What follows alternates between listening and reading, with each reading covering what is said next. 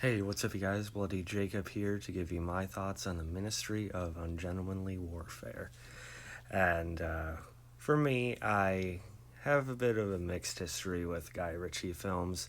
There's a couple I really like, there's a couple more I think are alright and just didn't quite live up to some of the hype for me. And there's others I just don't really bother with. Luckily, the Ministry of Ungentlemanly Warfare falls on the positive end of that. This is actually a movie I really regret not seeing in theaters. I don't know why it was one I missed. It's definitely the kind of movie I'd like to support in theaters, and I'm sure it was fun for anyone that did see it in that way. But I recently bought the 4K, um, so finally was able to check it out, and I liked it quite well. Not perfect, and like some Guy Ritchie films, it starts off a certain way and then I sort of lose it. I don't know. Like with this, I did sort of have a bit of a mixed experience while watching it. It started off hot, and I feel like it almost blew its load early on to a point. Then did kind of like stall out for me. But as I've sat on it, and I'm glad I didn't do like a review immediately after watching it. But as I've sat on it, I do think I enjoyed it quite a bit. Um, it is probably one of my two favorite Guy Ritchie films. And again, I've always been mixed on him. There are ones like Snatch and Lock, Stock, Barrel that I know are more well regarded, which I know are some of his earlier films. I thought those were okay. I didn't care for the King Arthur movie. I could go through a bunch, I could go through his whole filmography.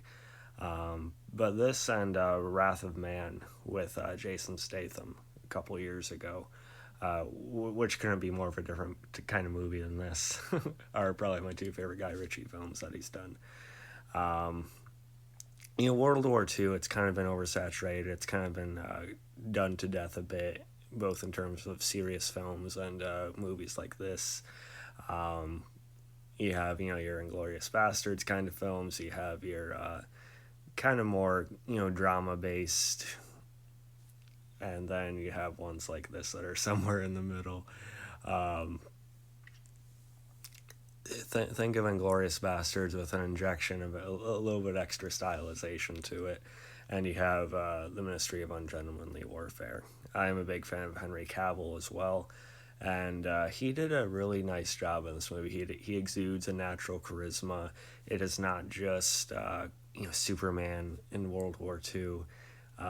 He feels like a very different character than you're used to seeing him. At least that the general audience is used to seeing him like. Um, his voice and his delivery. I really enjoy his character, Gus. Um, and alongside Superman, this is probably my favorite character overall I've seen him do in general. Alan Richardson, I also liked quite a bit here. Of course, our current Reacher on Amazon. I also enjoyed him in a show called Blood Drive. He's kind of the other standout character here, I think. I also liked Isa Gonzalez, who had a bit part in Godzilla vs. Kong a few years ago. I've meant to check her out in the From Dusk Till Dawn series. This is probably the best I've seen of her. Those are the best and the most stand out to me casting wise. You do also have Rory Kinnear, who I liked a lot from his part in the TV show Penny Dreadful years ago, as a version of Winston Churchill here. You also have Kari Elwes in here too. And of course, the movie knows not to take itself too seriously. It's not going for necessarily like a real depiction of the story it's based on. It takes that and kind of like I said, stylizes it. There's like a pulpiness to the action, and it's quite fun to watch. There's some very solidly staged action. It's shot well. Although I can't say there's like a massively like memorable action sequence to it. I remember specific scenes and moments more so than I do like necessarily like sequences or anything like that. The opening though is very good. There's a scene involving Alan Richardson in a ship, and then the ending it brings a bit of tenseness to the stakes of it all. Um, but yeah, this is, even though it wasn't a perfect movie to me, it is one I wish was kind of a bit more supported. I don't even think it made half of its budget back, which is a shame.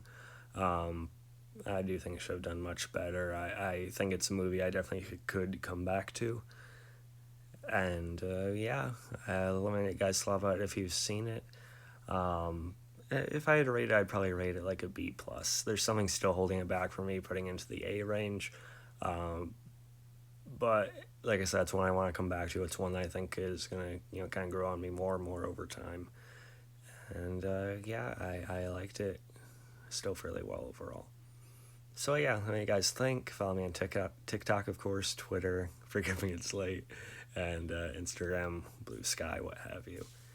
And peace.